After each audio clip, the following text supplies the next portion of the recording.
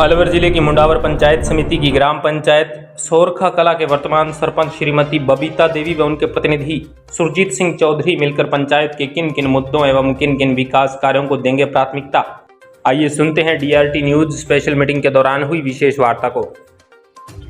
Car आप देख रहे हो डीआरटी न्यूज चैनल, मैं आपके साथ संवाददाता वीर सिंह। तो आज हम पहुंच चुके हैं ग्राम पंचायत सोरखा कला पंचायत समिति मुंडावर जिला अलवर। जो यहाँ की वर्तमान सरपंच है श्रीमती बबीता देवी जी, तो उनके सरपंच प्रतिनिधि पति हमारे साथ जुड़े हुए हैं सुरजीत सिंह चौधरी। तो इनसे आज खास मुलाकात के अंदर बात करेंगे कि इनकी ग्राम पंचायत के क्या मुद्दे हैं, क्या मसले, किन उद्देश्यों को लेकर ये चुनावी मैदान में आए थे।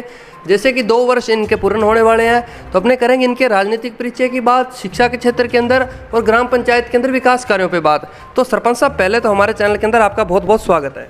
धन्यवाद जी आपको। जी, तो सरपंच साहब, अगर अपने बात करें आपके राजनीतिक कैरियर की, तो आपने राजनीति की शुरुआत कहाँ से की? आपकी बार चुनाव से की राजनीतिक कैरियर। पहले मेरा राजनीतिक कैरियर से कोई वो नहीं था राजनीति से। पहले मैं बिजनेसमैन था अपना जी, और अब की बार मैंने चुनाव में आकर के राजनीतिक कैरियर शुरू किया है और समाज की सेवा के लिए मैं पंचायत चुनाव लड़ा है। जी, बहुत बढ़िया। जैसे कि सरपंच साहब का राजनीतिक कैरियर ज़्यादा लंबा नहीं है, जैसे कि 2 वर्ष हुए इनको राजनीति में आए हुए, और उससे पहले ये एक बिजनेसमैन लाइन से जुड़े हुए थे, और फिर इनकी एक इच्छा हुई कि अपने भी समाज सेवा के लिए उतरना चाहिए चुनावी मैदान में। तो इन्होंने आज जनता के लिए भरपूर विकास कार्य किए हैं, जैसे कि हमने ऑफ कैमरे के अंदर भी बात की है सरपंच साहब से। तो सरपंच साहब, अगर अपने बात करें भाई, आपको ऐसी सबसे बड़ी समस्या क्या लगी जिसकी वजह से आपको चुनावी मैदान में आना पड़ा और आपने ये सोचा अगर यहाँ की कोई ऐसी बड़ी समस्या तो उसका समाधान हम करेंगे?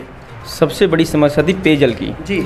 इससे पूर्व जो मेरे से पूर्व जो सरपंच थे उनकी पेयजल व्यवस्था बिल्कुल ठप थी जी। न तो प्रॉपर टंकियों तक पानी पहुंचता था उनका, बीच में कोई पंच खेतों में पानी मोड़ लेता था, कहीं व्यवस्था प्रॉपर नहीं थी जी, इसलिए मेरे को ये आना पड़ा था जी। बिल्कुल। तो जैसे कि सरपंच साहब का सबसे बड़ा जो मुख्य मुद्दा था वो एक पेयजल समस्या पे था। तो सरपंच साहब, बात करें ग्राम पंचायत के अंदर मुद्दे तो बहुत होते हैं, जो अहम मुद्दा है वो शिक्षा का है, और कहते हैं कि शिक्षा एक वैश्य शेरनी का दूध है, जो पिएगा वही दहाड़ेगा। अगर शिक्षा की बात करें अपने सोरखा कला में, तो शिक्षा का स्तर क्या है? शिक्षा का तो स्तर ठीक है। 5 गाँव है सोरखा कला पंचायत के अंदर। 5 गाँवों में senior secondary school Sorkha panchayat headquarter पे है जी। और 5 गाँवों में 4 गाँवों में प्राइमरी स्कूल है। क्या बात है। तो सरपंच साहब, देखा जाता है जो बालिका शिक्षा है, तो बालिका शिक्षा पे अगर अपने बात करें तो बालिकाओं को हर क्षेत्र में पीछे रखा जाता है, जैसे कि बाल विवाह भी कर दिया जाता है और स्कूल से हटा लिया जाता है। तो अगर अपने यहाँ की बालिका शिक्षा की बात करें तो यहाँ किस प्रकार की व्यवस्था है? बालिका शिक्षा की व्यवस्था ठीक है, सभी बच्चियां पढ़ रही हैं और पेरेंट्स पढ़ाना भी चाहते हैं जी, और प्रॉपर पढ़ रही हैं। शिक्षा बालिकाओं के लिए सही है जी। बिल्कुल। तो सरपंच साहब, अगर अपने बात करें, आप भी एक युवा सरपंच और आज आपको पूरे भारत देश के युवा देख रहे हैं, ग्राम पंचायत जिले के युवा देख रहे हैं, तो युवाओं के अंदर एक काफ़ी जो प्रवृत्ति चली हुई है नशे की प्रवृत्ति, जिसके अंदर युवा पीढ़ी है जो दलदल में धकेली जा रही है और अंदर से युवा खोखले हुए पड़े हैं।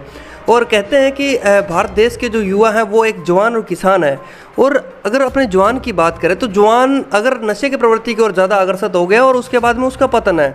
तो अगर यहाँ की बात करें सोरखा कला की, तो आप ग्राम पंचायत के मुखिया होने के नाते आप किस प्रकार बयां करोगे कि यहाँ अपने किस प्रकार का नशे की प्रवृत्ति है? मैं सभी युवाओं से यही कहना चाहूँगा, नशे से दूर रहें जी। नशा एक ऐसी चीज़ है, नाश कर देगा जी। बिल्कुल बिल्कुल। नशे से बचें। मैं खुद कोई नशा नहीं करता। क्या बात है। उनसे भी यही आशा करता हूँ वो भी नशे से दूर रहें जी। बिल्कुल बिल्कुल। सभी युवाओं से यही आशा है कि वो नशे से बचें जी। जैसे कि ग्राम पंचायत के मुखिया होने के नाते सरपंच साहब का कहना है कि हमारे लगभग जो सरपंच है, जो युवा सरपंच है, उनके अंदर नशे की प्रवृत्ति नहीं है, जैसे कि ये खुद भी कोई नशे से लिप्त नहीं है। तो सरपंच साहब, बात करें अपने किसान भाइयों की, देखा जाता है जो भारत देश है वो जवान और किसान पे टिका और कृषि प्रधान देश है, और जो यहाँ की 70% आबादी है वो खेती पे निर्भर करती है। और अगर अपने बात करें यहाँ किसानों की, जो इस बार यूरिया डीएपी की काफ़ी भारी किल्लत देखने को मिली और लंबी लंबी लाइनें देखने को मिली, किसान थे जो दर दर भटक रहे थे यूरिया डीएपी के लिए। तो अगर यहाँ की अगर बात करें सोरखा कला के अंदर, तो आप ग्राम पंचायत के मुखिया होने के नाते, प्रधान सरपंच होने के नाते, आपकी यहाँ ग्राम पंचायत में किस प्रकार की व्यवस्था सुविधा मुहैया हो पाई? सबसे पहले तो मैं किसान भाइयों को एक बात कहना चाहूँगा, ये यूरिया है और डीएपी इसको कम से कम यूज करें जी, और जैविक खाद का यूज करें। और मेरे पंचायत में मैं खुद गेहूं अपने बिना यूरिया के उत्पादित करता हूं। क्या बात है। और सभी कम से कम यूरिया डीएपी का इस्तेमाल करें जी। और जैविक खाद का प्रयोग करें। और पिछले बार यूरिया डीएपी की ज़्यादा कोई किल्लत हमारे यहाँ नहीं आई थी। जी जी जी। तो जैसे कि सरपंच साहब का यही कहना है कि जो मतलब अपने किसान भाई हैं, अगर यूरिया डीएपी की बात करें तो 10% जहर खाते हैं अपने यूरिया डीएपी में। जैसे कि इनका भी कहना सही है और लगभग हमारी भी मुहिम यही है कि जैविक खाद का उपयोग करना चाहिए। जैविक है तो सब कुछ, जीवन भी बहुत लंबा है। तो सरपंच साहब अगर अपने बात करें किसानों की लाइट की व्यवस्था की, तो जैसे कि हमने काफ़ी किसानों का सर्वे किया, तो सर्वे के अनुसार किसानों ने हमें बताया कि सर हमारे यहाँ पे नियमों के अनुसार 6 घंटे लाइट का बोला जाता है, लेकिन धरातल पे 3 या 4 घंटे आती है। तो ऐसी कोई बड़ी समस्या है यहाँ? हमारे यहाँ सबसे बड़ी बात तो पानी की समस्या है जी। और लाइट 4 और 5 घंटे आ जाए वो भी काफ़ी है। अगर ज़्यादा टाइम लाइट आएगी, पानी का स्टॉक इतना सीमित है जी, तो पीने की समस्या आ जाएगी इस टाइम। जिस तरह से अगर ज़्यादा लाइट आई उसी तरह दोहन ज़्यादा होगा पानी का। जी जी जी। कम लाइट में भी वही काम चल जाता है। जी बिल्कुल। तो मैं तो ये कहूँगा 5 और 4 घंटे लाइट काफ़ी है वैसे पानी की समस्या को देखते हुए। जी जी जी। अगर पानी भरपूर हो ज़मीन के अंदर तो ज़्यादा लाइट आ जाए तो कोई दिक्कत नहीं है, लेकिन जब पानी ही कम है तो उसका जितना ज़्यादा दोहन करेंगे उतनी समस्या विकट होने की समस्या लग रही है आगे चल भविष्य में। अगर भविष्य को देखते हुए कम से कम पानी का वो करें। जी बिल्कुल बिल्कुल। लाइट की व्यवस्था सही थी, ज़्यादा कोई ख़राब नहीं थी। कुछ टाइम बीच में हुआ था, वो कुछ समय के लिए ही था, उसके बाद प्रॉपर सही हो गई थी लाइट की व्यवस्था। तो सरपंच साहब मेरा अगला मुद्दा रहेगा जैसे कि मृत्यु भोज पे। जैसे कि अपने सीएम साहब और पीएम साहब ने जब पहली बार कोरोना है तो उन्होंने एक गाइडलाइन जारी की कि मृत्यु भोज बंद होना चाहिए, और ये एक लंबे टाइम से चली आ रही परंपरा है, ये इतनी जल्दी खत्म होने वाले नहीं है। अगर यहाँ की बात करें अपनी ग्राम पंचायत सोरखा कला की, तो यहाँ किस प्रकार मृत्यु भोज हो पा रहा है या प्रतिबंध लगा है यहाँ कुछ?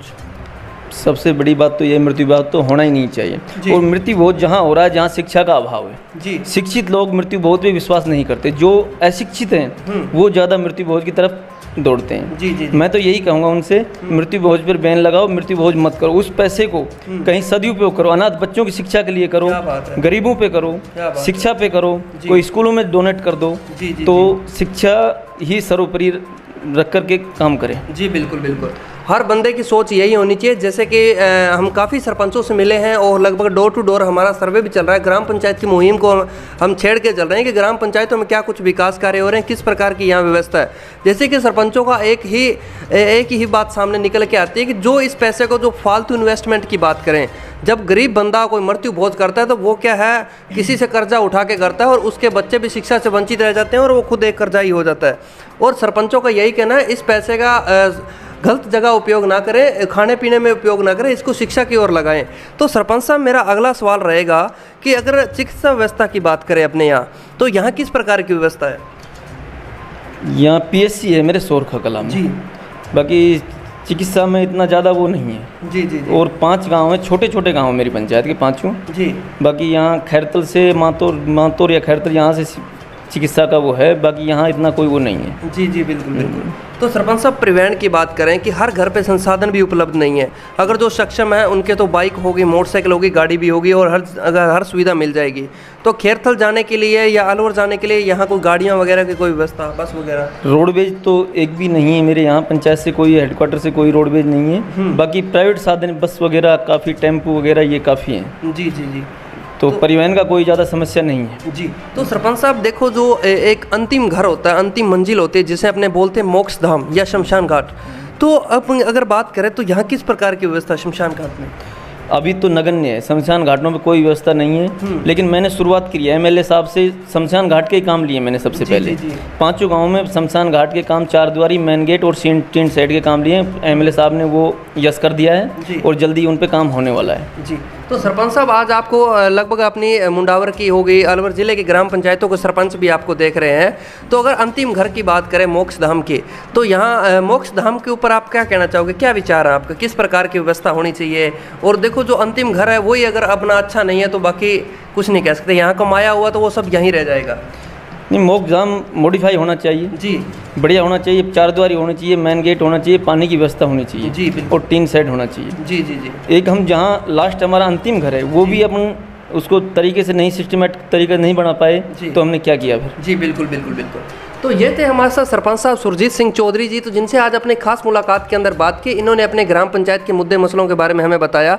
तो सर मेरा एक सवाल रह गया था, आप मेरे को इसके बारे में बताइए, जो विकास कार्यों की बात है, तो 2 साल हो गए आपके, लगभग पूर्ण हो जाएंगे अक्टूबर तक समथिंग, तो 2 सालों के अंदर अभी तक क्या कुछ विकास कार्य हो पाए हैं? 2 साल के अंदर स्कूल परिसरों में 3 वो क्या नाम इंटरलॉकिंग टाइल निर्माण कार्य जी, 3 स्कूलों में, सोरखा खुर्द, सोरखा कला और बड़ी जी जी, और लैट्रिन बाथरूम बनवाए हैं सभी स्कूलों में जी, और सोरखा में 2 रोड, सीवरेज लाइन, पानी भरा रहता था रोडों में, सीवरेज लाइन डलवा दी है। जी जी जी, और ब्रिटोली में रोड की समस्या थी, एक गांव के अंदर पानी भरा था, वो भी करवा दिया है जी, यानी कि इस तरह से 4 रोड बनवाए हैं, जी, करीब 50 लाख के काम करवाए हैं। क्या बात है। जैसे कि सरपंच साहब ने खूब विकास कार्य भी करवा दिया ग्राम पंचायत के अंदर, तो सरपंच साहब आपने हमें 10 मिनट टाइम दिया, अपनी ग्राम पंचायत के मुद्दों मसलों के ऊपर आपने हमसे बातचीत की, तो आपका भी बहुत बहुत धन्यवाद। धन्यवाद आपका भी जी। जय हिंद, जय भारत। देखते रहे DRT न्यूज़ चैनल, हम आपको ग्राम पंचायत की ऐसे ही रिपोर्टिंग दिखाते रहेंगे। जय हिंद, जय भारत।